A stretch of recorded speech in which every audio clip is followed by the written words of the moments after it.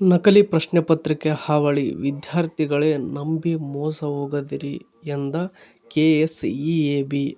ಈ ವಿಷಯದ ಬಗ್ಗೆ ಈ ವಿಡಿಯೋದಲ್ಲಿ ಸಂಪೂರ್ಣವಾಗಿ ತಿಳಿದುಕೊಳ್ಳೋಣ. ಈ ವಿಡಿಯೋವನ್ನು ಮಿಸ್ ಮಾಡದೆ ನೋಡಿ ಮತ್ತು ನಿಮಗೆ ಯಾವ ಉದ್ಯೋಗದ ಬಗ್ಗೆ ಮಾಹಿತಿ ಬೇಕು ಎಂಬುದನ್ನು ಕಮೆಂಟ್ ಬಾಕ್ಸ್ನಲ್ಲಿ ತಿಳಿಸಿ. ಹಾಗೆ ಇಷ್ಟ ಆದರೆ ಸಬ್ಸ್ಕ್ರೈಬ್ ಮಾಡಿ.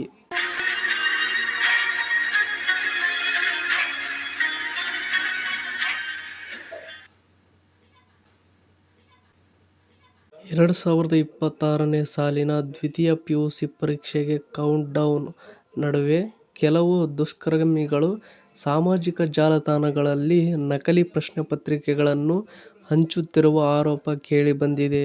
ಈ ಕುರಿತು ಪ್ರತಿಕ್ರಿಯಿಸಿದ ಕರ್ನಾಟಕ ಶಾಲಾ ಪರೀಕ್ಷೆ ಮತ್ತು ಮೌಲ್ಯ ನಿರ್ಣಯ ಮಂಡಳಿ ಅಧ್ಯಕ್ಷ ಪ್ರಕಾಶ್ ನಿಟ್ಟಾಲಿ, ಆನ್ಲೈನ್ನಲ್ಲಿ ಹರಿದಾಡುತ್ತಿರುವ ಪ್ರಶ್ನೆ ಪತ್ರಿಕೆ ನಕಲಿ ಎಂದು ಸ್ಪಷ್ಟಪಡಿಸಿದ್ದಾರೆ. ಈ ಕುರಿತು ಸಂಬಂಧಪಟ್ಟವರನ್ನು ಪತ್ತೆ ಹಚ್ಚಲು ಸೈಬರ್ ಪೊಲೀಸರಿಗೆ ದೂರು ನೀಡುವುದಾಗಿಯೂ ತಿಳಿಸಿದ್ದಾರೆ.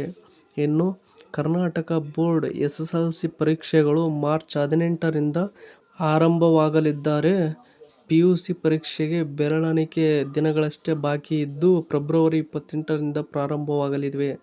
ಆಲ್ರೆಡಿ ಪ್ರಾರಂಭವಾಗಿವೆ.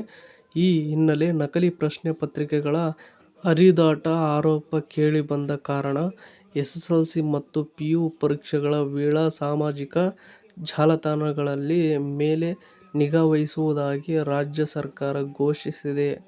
ಪೂರ್ವಭಾವಿ ಪರೀಕ್ಷೆಗಳ ವೇಳೆಯೂ ಇಂತಹ ಘಟನೆಗಳು ಮೇಲಿಂದ ಮೇಲೆ ನಡೆದಿರುವುದರಿಂದ ಶಾಲಾ ಶಿಕ್ಷಣ ಮತ್ತು ಸಾಕ್ಷರತಾ ಇಲಾಖೆ ಮುಖ್ಯ ಪರೀಕ್ಷೆಗಳ ಸಮಯದಲ್ಲಿ ಸಾಮಾಜಿಕ ಜಾಲತಾಣಗಳ ಮೇಲಿನ ನಿಗಾವನ್ನು ಮತ್ತಷ್ಟು ಕಠಿಣಗೊಳಿಸಲು ನಿರ್ಧರಿಸಿದೆ. ಇನ್ನು ನೆಕ್ಸ್ಟ್ ನಾವು ನೋಡುವುದಾದರೆ, ಶಿಕ್ಷಣ ಸಚಿವ ಮಧು ಬಂಗಾರಪ್ಪ ಈ ಸಂಬಂಧ ಅದಾಗಲೇ ಎಲ್ಲ ಜಿಲ್ಲೆಗಳ ಅಧಿಕಾರಿಗಳು, ಜಿಲ್ಲಾ ಪಂಚಾಯತ್ ಮುಖ್ಯ ಕಾರ್ಯನಿರ್ವಾಹಕ ಅಧಿಕಾರಿಗಳು, ಪೊಲೀಸ್ ಅಧೀಕ್ಷಕರು ಹಾಗೂ ಹಿರಿಯ ಪೊಲೀಸ್ ಅಧಿಕಾರಿಗಳೊಂದಿಗೆ ಉನ್ನತ ಮಟ್ಟದ ಪರಿಶೀಲನಾ ಸಭೆ ನಡೆಸಿದ್ದಾರೆ. ನಕಲಿ ಪ್ರಶ್ನೆ ಪತ್ರಿಕೆ ಅಥವಾ ಪ್ರಶ್ನೆ ಪತ್ರಿಕೆ ಸೋರಿಕೆ ಆಗದಂತೆ ತಡೆಯಲು ಕ್ರಮಗಳನ್ನು ಕೈಗೊಳ್ಳುವಂತೆ ಸೂಚಿಸಿದ್ದಾರೆ. ಇನ್ನು ನೆಕ್ಸ್ಟ್, ಈ ವರ್ಷ ದ್ವಿತೀಯ ಪಿಯುಸಿ ಪರೀಕ್ಷೆಗೆ 5174 ಪಿಯು ಕಾಲೇಜುಗಳಿಂದ ಒಟ್ಟು 7,10,363 ವಿದ್ಯಾರ್ಥಿಗಳು ನೋಂದಾಯಿಸಿಕೊಂಡಿದ್ದಾರೆ. ಇವರಲ್ಲಿ 2,92,645 ಮಂದಿ ವಿಜ್ಞಾನ ವಿಭಾಗದವರು ಮತ್ತು 2,11,174 ಮಂದಿ ವಾಣಿಜ್ಯ ಹಾಗೂ 1,42,982 ಮಂದಿ ಕಲಾ ವಿಭಾಗದ ವಿದ್ಯಾರ್ಥಿಗಳಾಗಿದ್ದಾರೆ.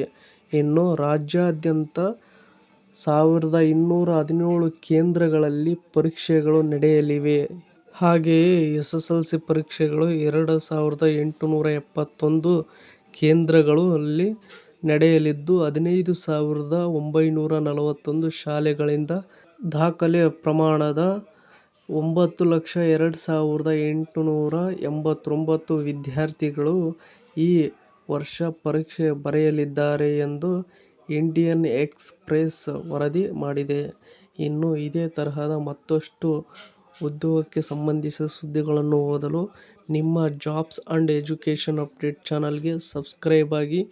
ಈ ವಿಡಿಯೋ ನೋಡುತ್ತಿರುವವರು ಇನ್ನೂ ಯಾರು ಸಬ್ಸ್ಕ್ರೈಬ್ ಆಗಿಲ್ವೋ ಪ್ಲೀಸ್ ಎಲ್ಲರೂ ಸಬ್ಸ್ಕ್ರೈಬ್ ಆಗಿ ಮತ್ತು ಈ ಅಪ್ಡೇಟ್ ಬಗ್ಗೆ ನಿಮ್ಮ ಅಭಿಪ್ರಾಯ ಏನೆಂದು ಕಮೆಂಟ್ ಬಾಕ್ಸ್ನಲ್ಲಿ ತಿಳಿಸಿ. ಹಾಗೆ ಇಷ್ಟವಾದರೆ ಸಬ್ಸ್ಕ್ರೈಬ್ ಮಾಡಿ. Thank you for watching friends. ಎಲ್ರಿಗೂ ಧನ್ಯವಾದಗಳು.